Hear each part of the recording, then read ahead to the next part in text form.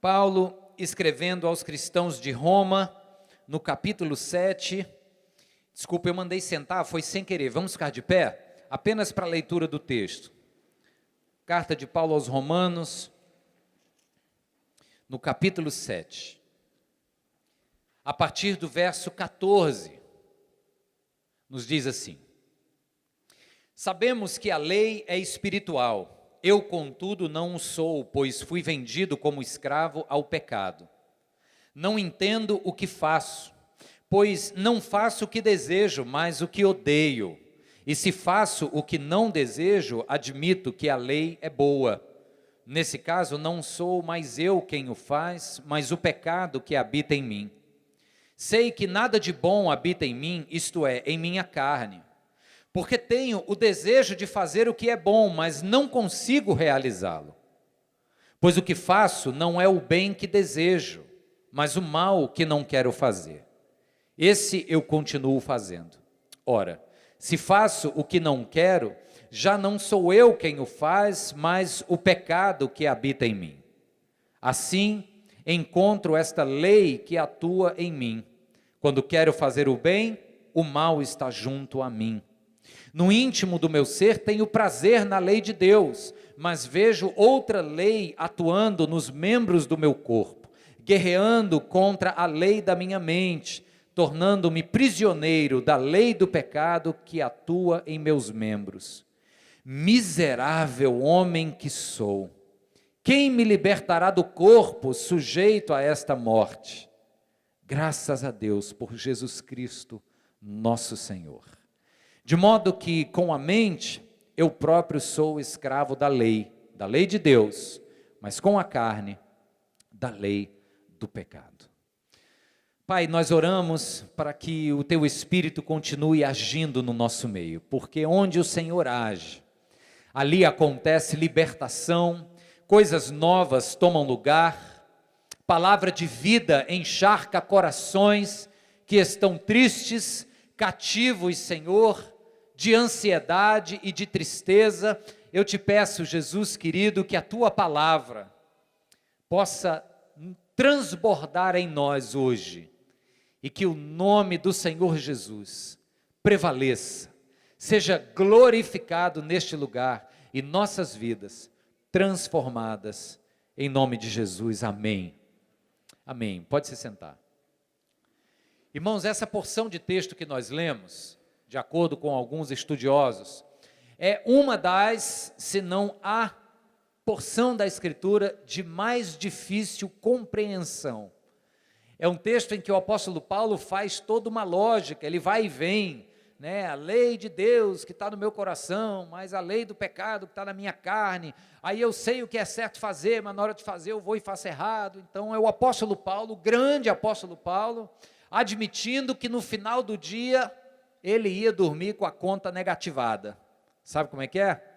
Queria acertar, queria dormir no azul, mas ele admite que tinha uma lei atuando em seus membros, na sua carne, que o levava a fazer exatamente aquilo que ele repudiava, por saber que era errado.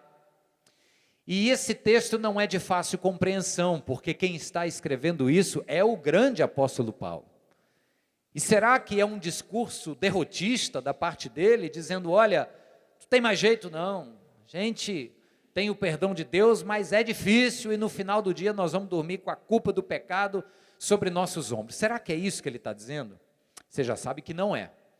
Agora, o que Paulo está dizendo faz parte de uma notícia que o mundo inteiro recebe, chamada cristianismo, chamada graça de Deus, que é não uma boa notícia, mas é a boa notícia, a boa e verdadeira notícia. Agora, para a gente reconhecer o quão boa esta notícia que Paulo está nos dando nós precisamos conhecer bem o mundo em que a gente vive, um mundo dominado pelo pecado, um mundo que tem uma doença, e esta doença que quebrou o coração do homem e influencia todos os seus pensamentos, decisões e desejos, chama-se pecado. num mundo de pecado. A própria palavra diz que este mundo jaz no maligno, ou seja, está posto, diante da vulnerabilidade das circunstâncias, onde o maligno também atua e tem sua participação. Este mundo nos oferece um ambiente hostil de tentações, um ambiente hostil onde somos levados irremediavelmente a escorregar naquilo que a gente cobiça. Imagine você, pensa comigo agora, que a gente recebesse notícias boas, notícias muito boas. A pergunta é se, por melhor que sejam as notícias, elas seriam capazes de resolver o nosso problema. Eu separei aqui 3 notícias. Eu preciso dizer que são notícias imaginárias, tá? Eu vou mostrar aqui capas de jornal, porque de manhã o povo ficou assustado. Olha só, a primeira diz assim, New York Times: Estado Islâmico é dissolvido, esperança aos refugiados sírios e da Turquia. Já pensou? Você abrir as manchetes e ver isso? Não existe mais medo de terrorismo, os pobrezinhos dos refugiados podem voltar para suas casas, podem ter paz. Outra notícia que o povo gosta, saiu no Daily Telegraph: descoberta a superproteína, composição proteica injetável, garante 100% de imunidade contra todas as doenças conhecidas. Já pensou notícia dessa? A irmã está dando glória a Deus, mas é imaginando, né? Ok. Porque não foi descoberta não, viu gente? Estou só trazendo exemplo de notícias muito boas que a gente ia chegar e dizer o seguinte: acabou a doença. Que maravilha, glória a Deus. Terceira notícia, essa vocês vão gostar. Jornal Globo: Brasil saiu da crise, o desemprego diminui e a indústria voltou a crescer. Olha ali embaixo, dólar baixou a níveis seguros para a economia e atrativos para o turismo. Já pensou? Você poder voltar a viajar com dólar a R$2? Já pensou que maravilha, né? Muito bom. Mas a pergunta ainda está aí, Essas notícias, por melhores que sejam, repara que essas notícias mexem no nosso medo de guerra e instabilidade global, mexe no nosso medo da morte e realidade da doença, e mexe num problema que incomoda todo mundo, chamado liseira, crise. Se essas 3 notícias acontecessem como verdade, viessem aos jornais, será que elas seriam capazes de resolver o nosso problema? Sim ou não? Veja só, se o teu problema é a angústia, sem saber no que tudo isso vai dar, se o teu problema é apenas o desemprego, ou a crise financeira, ou a crise do corpo que padece mediante a enfermidade, pode ser que essas notícias te tragam algum tipo de alívio, mas vocês concordam comigo que diante do real problema que nós temos, estas são apenas notícias temporais. O alívio vai durar um tempinho, mas como o nosso real problema não se resume à paz no mundo, à falta de dinheiro, ou à realidade da doença, o nosso problema está encerrado em uma realidade chamada pecado. Essas notícias, por melhores que sejam, não são capazes de nos resolver. É ou não é verdade, queridos? Então, qual é a notícia que nós precisamos ouvir e receber para então celebrar? Sobre isso que eu quero falar hoje. A grande e verdadeira boa notícia de Deus para nós. Mas para isso eu convido você a olhar de volta para o texto. Porque esse texto, como eu disse, ele é um texto difícil, ele não é um texto que a gente absorve de primeira. Ele é um texto libertador. Ele é um texto que fala realidades duras, bastante verdadeiras, mas que se você caminhar comigo aqui agora, você vai ver como ele deixa a gente num ponto de esperança. Primeiro, no verso 18, no verso 15 e no 18, olha o que Paulo diz no verso 15. Não entendo o que faço. Verso 18, ele continua dizendo assim, sei que nada de bom habita em mim, isto é, na minha carne, porque tenho desejo de fazer o que é bom, mas não consigo realizá-lo. Paulo está confuso. O pecado gerou confusão na mente do coração do grande apóstolo. Ele diz, eu não entendo o que está se passando na minha vida, porque eu sei o que é certo, tenho desejo de fazer, mas quando vou executar, acabo fazendo o que é errado. Quem aqui se identifica com o apóstolo Paulo, levanta a mão. Quem não levanta a mão, cuidado para as asas de anjo não sair aí para fora da blusa, certo? Porque está todo mundo aqui no mesmo barco. Todo mundo aqui está nessa realidade, mas Paulo talvez tenha sido mais sincero de dizer, não dá para entender o que está acontecendo comigo, porque eu sei, eu não só conheço bem a lei, como eu fui visitado pela graça, então eu sei o que eu tenho que fazer, mas existe algo em mim que me impede de fazer, me impede de colocar em prática. Essa é a confusão de Paulo, e sabe que isso apresenta para nós um termo interessante. Olha o termo que a gente gosta muito de dizer, autonomia. A palavra autonomia vem do grego, autos, que é eu, e nomia, que são regras, leis. Então assim, eu sou dono do meu próprio caminho, sou eu que faço minha caminhada. Esse é o autônomo, né? A gente diz, olha, a criança tem que estudar para ser autônoma, né? Para saber o que quer da vida, etc. Só que o oposto da autonomia é isso que Paulo está dizendo aqui, é a heteronomia. Hétero, outro, né? Diferente, é alguém ou algo diferente de mim, diferente da minha vontade, que dá as ordens. Esta heteronomia é o que Paulo está falando aqui. Eu gostaria de ser eu mesmo o regente das minhas escolhas. Faço as minhas escolhas e dou de cara com a realidade de que não fiz boas escolhas. Portanto, é outra coisa diferente de mim, héteros, é outra coisa diferente que me empurra, e é a força do pecado. Então, nesse primeiro momento aqui o texto, o apóstolo Paulo deixa bem claro o seguinte, olha, tem um problema grande acontecendo, que eu não consigo entender, tem outra coisa que me impulsiona, quisera eu que fosse eu mesmo. Aí mais adiante, no verso 20 e 23, Paulo diz assim, ora, se faço o que não quero, já não sou eu quem o faz, mas o pecado que habita em mim, olha aí o outro, né? É o pecado que habita em mim. 23, vejo outra lei atuando nos membros do meu corpo, guerreando contra a lei da minha mente, tornando-me prisioneiro de quê, queridos? Da lei do pecado.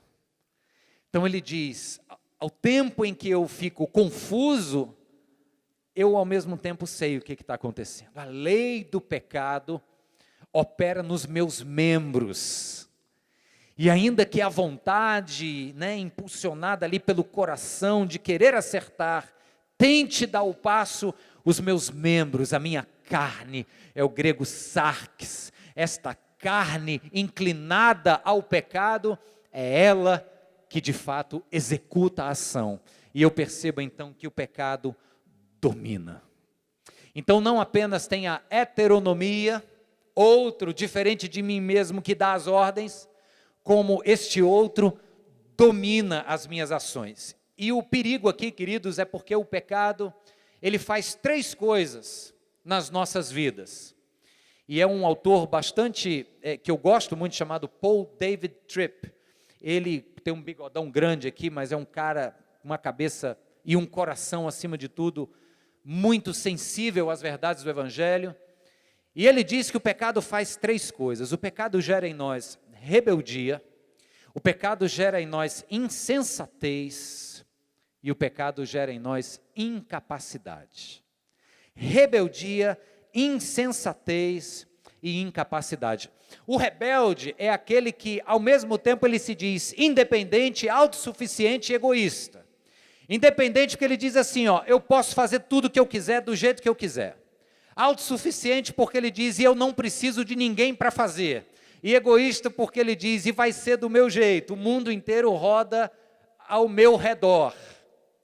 Então, nesta rebeldia, veja só o que foi o pecado no Éden, quando o homem se rebela contra Deus, foi exatamente isso, esse sentimento de independência e de autossuficiência.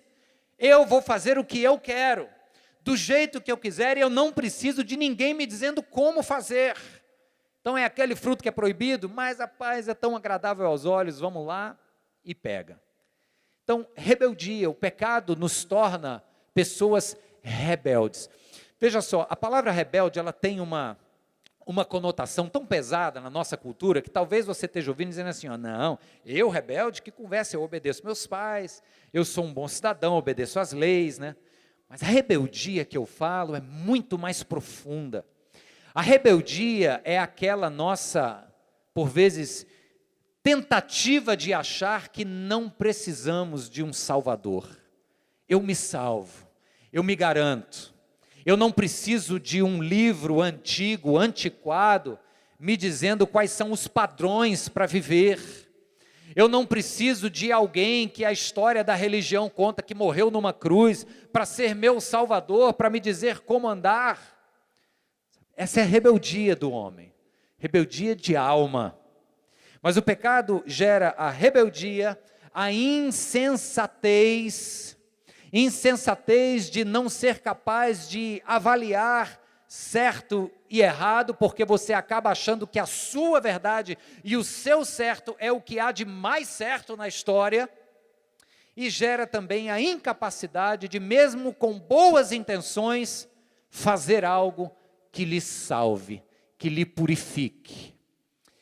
Incapacidade, insensatez e rebeldia. Vou dar um exemplo aqui para vocês, olha.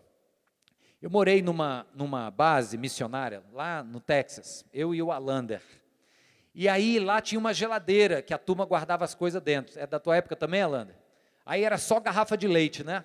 O povo comprava o leite e botava o nome escrito de pincel assim, ó. Aí tinha lá, fulano, cicrano e tal. Quando você abre a geladeira, você sabe que ou você tem o teu leite com o nome, ou então você não vai beber leite. Mas tinha um cara, que ele não colocava o nome da garrafa. Ele dizia assim, ó, proibido tocar nessa garrafa. Ah, meu amigo, quando eu não tinha leite, era na dele que eu ia. Proibido, a gente lê o negócio, proibido, aí diz assim, se é proibido deve ser bom. Se não pode é porque tem alguma coisa especial aqui, né? No meu caso era diferente, eu fazia só de raiva, o camarada era arrogante, aí eu me rebelava contra a arrogância dele. Mas é ou não é verdade, gente, que naturalmente o nosso coração se inclina de desejo para aquilo que não pode? É ou não é verdade? Essa é a realidade em que o apóstolo Paulo diz, o pecado exerce uma força sobre meus membros, que mesmo sabendo que não pode, é lá que eu quero. Sabendo que é proibido, aí é que eu desejo. Mas este apóstolo, que primeiro diz estar confuso por esse vai e vem, por esse paradoxo, este apóstolo que admite ter uma força pesada que o inclina a fazer o que é errado, sabendo ele o que é o certo, esse apóstolo não aguenta e no verso 24 ele dá um grito. No verso 24 ele se desespera e ele diz assim, ó, 24, miserável homem que sou, quem me libertará do corpo sujeito a esta morte? Depois de constatar o quão difícil e o quão limitado é para ele a possibilidade do acerto, ele diz, misericórdia, miserável homem este que eu sou. Para mim só tem a morte, quem me livrará do corpo sujeito a esta morte? Aí, irmãos, nós chegamos num ponto importante desse texto, porque o grito do apóstolo Paulo revela algo que até então muitos de nós não percebemos, pelo menos eu não tinha percebido. Aí fui estudar o texto. O capítulo 7 de Romanos está, obviamente, entre o 6 e o 8. Está sanduichado aí no meio. E tem um problema, porque o apóstolo Paulo, neste capítulo 7, como eu falei no início, parece estar com um discurso derrotado pela força do pecado. Tem algo em mim que eu não controlo e eu querendo acertar vou e erro. Parece que ele, quando grita isso aqui, miserável homem que sou, parece que ele está entregando os pontos. Não tem mais jeito para mim, meu corpo está sujeito à morte. Mas o capítulo 6... é quando nós lemos este mesmo apóstolo dizendo que ele está morto para o pecado e vivo para Cristo. E o capítulo 8 é quando ele diz que nada pode mais me separar do amor de Deus que está em Cristo Jesus.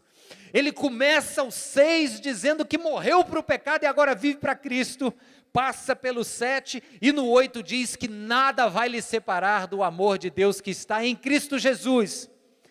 Daí sabe o que é que os estudiosos dizem que este capítulo 7 anuncia? Quando ele diz, miserável de mim. O povo chama isto aqui de o grito do santo.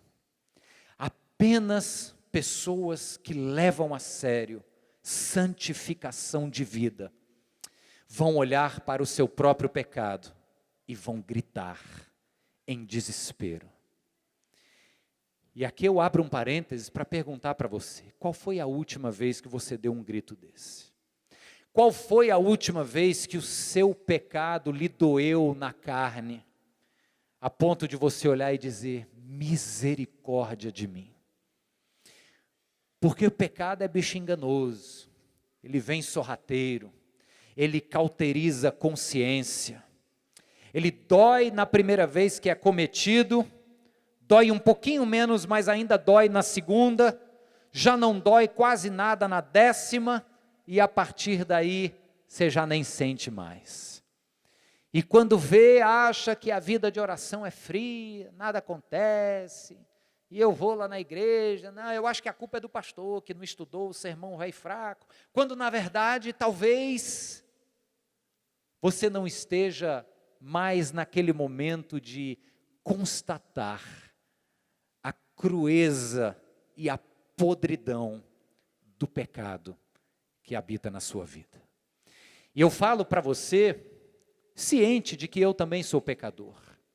E quando o apóstolo Paulo dá esse grito inconformado com a realidade do pecado em sua vida, ele desafia a mim e a você a olhar com muita sinceridade para o nosso cotidiano e nos perguntar o que é aquilo que está comigo que eu não consigo dizer não. O que é aquilo que lá no fundo eu sei que não agrada a Deus, mas por N motivos eu não consigo me desvencilhar. É sobre essas coisas que o apóstolo Paulo nos desafia a gritar e a dizer, miserável homem que sou, meu corpo está sujeito à morte. Mas se parasse por aqui, irmãos, sairíamos sem esperança. A esperança está no verso seguinte, verso 25, quando depois de constatar que algo o move para o erro, que o seu coração se inclina naturalmente para cobiçar o que lhe é proibido, quando nós nos damos conta que a força do pecado nos corrompeu em essência, porque olha, fomos criados para amar as pessoas, e eventualmente usar as coisas do mundo para provar o nosso amor por elas. O pecado nos faz amar as coisas do mundo e usar as pessoas para consegui-las. É ou não é? Quando a gente se dá conta disso, e dá o grito de Paulo e constata o quão miserável somos pelo pecado que habita em nós, aí nós chegamos no verso 25, e o apóstolo Paulo então diz o seguinte, graças a Deus por Jesus Cristo. Graças a Deus por Jesus Cristo. Aleluia! Se não tivesse esse final, a gente estava perdido. Não tinha mais sentido nem ler o capítulo 8 para frente. Mas o apóstolo Paulo termina essa constatação dizendo, graças a Deus por Jesus Cristo, graças a Deus porque Deus pensou num plano para resolver esse meu conflito, este paradoxo, esta minha inclinação natural. Eu não estou mais entregue aos meus próprios anseios e desejos, graças a Deus por Jesus Cristo.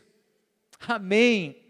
Graças a Deus porque Jesus Cristo veio para oferecer a todos nós perdão, libertação. O texto que lemos aqui no início, no Salmo 51, diz que quando somos lavados pelo sopo de Deus, somos feitos mais alvos que a neve. Não há mais mancha, não há mais mácula, ainda que a nossa carne milite e a gente viva nesse paradoxo, nós sabemos que no fim do dia, o pecado não tem mais a vitória. Louvado seja Deus por isso. E o que é que a gente faz então? Porque também, se eu terminasse por aqui, você dá glória a Deus agora, mas chega em casa e o pecado está lá. Dizendo, e aí, como é que foi na igreja? Foi bom? Aí você diz, foi. Aprendi que eu tenho que te deixar. Aí ele vai dizer para você, é mesmo? Você diz, é. E o pastor falou que graças a Deus por Jesus Cristo que me perdoou do pecado. Aí o pecado vai dizer, pois bem, perdoou mesmo. Mas e aí, senta aqui, vamos lá. E aí a vida continua. E talvez essa palavra dure até quarta-feira, no máximo até quinta. Mas eu não vou terminar aqui porque ainda tem algo mais.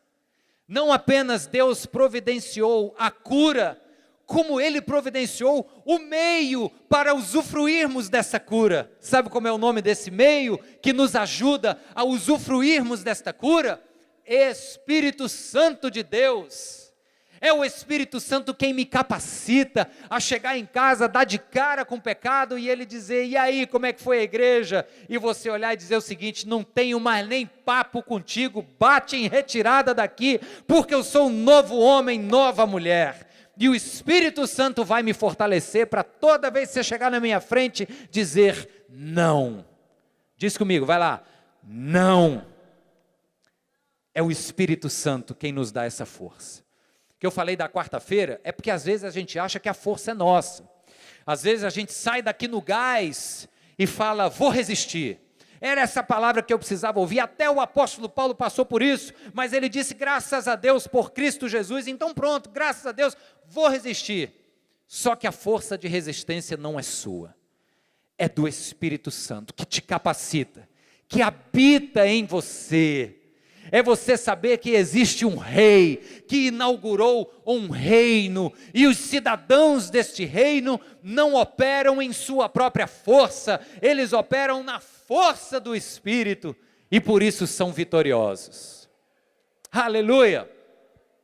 Vou terminar lendo, antes bota a melhor notícia aí, olha a melhor notícia de todas, vai lá, vamos ler juntos, bem forte, o rei está vivo, celebre o Salvador, o nome do rei é Jesus Cristo. Essa é a melhor, maior e verdadeira notícia que resolve o nosso problema. Termino, queridos, lendo uma parte do livro do Paul Tripp, que eu gostei muito, que quando nós nos damos conta da realidade do pecado, mas da realidade da cruz, e nos lembramos que é na força do Espírito que nós vamos, olha o que diz, preste atenção. A mudança é possível. Você pode estar no meio das mais duras realidades do pecado e ter a esperança de que ele nunca irá desapontá-lo. O casamento pode mudar, o adolescente pode mudar, a igreja pode mudar, a amizade pode mudar, a amargura pode ser aniquilada, a compulsão pode ser quebrada, o medo pode ser derrotado, o coração de pedra pode se tornar generoso e as palavras doces podem vir de uma língua antes ferina.